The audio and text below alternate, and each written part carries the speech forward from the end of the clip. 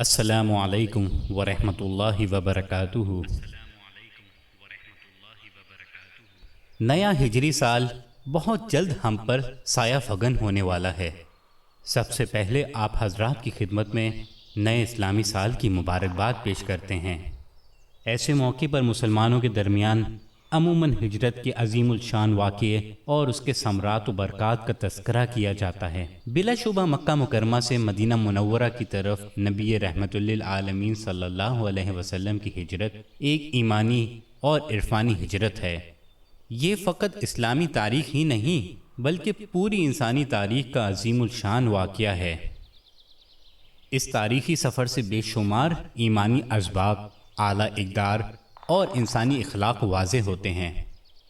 اس سفر سے ایمان و یقین کا دین پر مضبوطی کے ساتھ قائم رہنے کا، اللہ کے ساتھ حسن ظن کا اور اس کی رحمت پر یقین کامل کا ہمیں بالکل واضح سبق ملتا ہے۔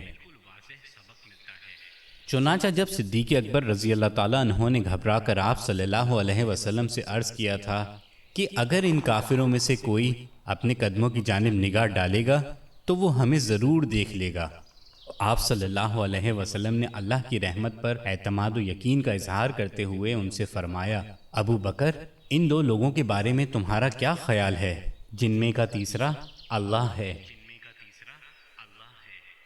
اسی طرح ہجرت کے عظیم واقعے سے ہمیں بہت سے اسلامی و اخلاقی آداب کی تعلیم ملتی ہے، مثلاً امانت داری کا اور حقوق کو ان کے مالک تک پہنچانے کا سبق ملتا ہے۔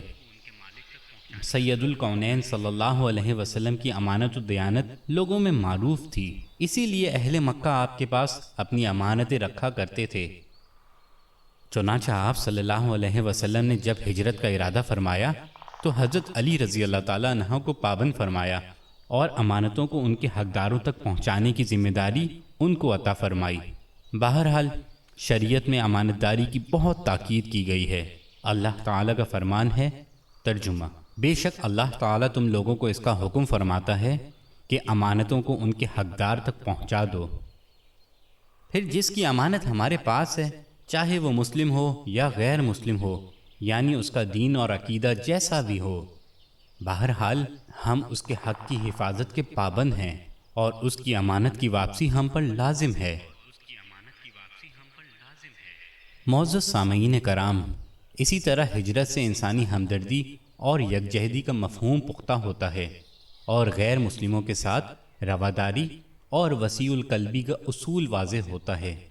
چنانچہ نبی کریم صلی اللہ علیہ وسلم اور حضرت ابو بکر رضی اللہ تعالیٰ عنہ نے عبداللہ ابن عریقت کو راستے کی رہنمائی کے لیے اجرت پر متعین فرمایا تھا، کیونکہ وہ راستے کے سلسلے میں ماہر تھے، نیز امانت دار بھی تھے، حالانکہ وہ غیر مسلم تھے۔ الغرض ایک نئے پاکیزہ اور عطا و کرم والے معاشرے کی تشکیل میں ہجرت نبوی کو بنیادی حیثیت حاصل ہے، ایسا معاشرہ جو ایمانی بنیادوں، اخلاقی قدروں اور انسانی خوبیوں پر قائم ہے۔ یا اللہ، اس ہجری سال کو خیر و برکت اور ترقی و خوشحالی اور امن و سلامتی کا سال بنا دے، آمین۔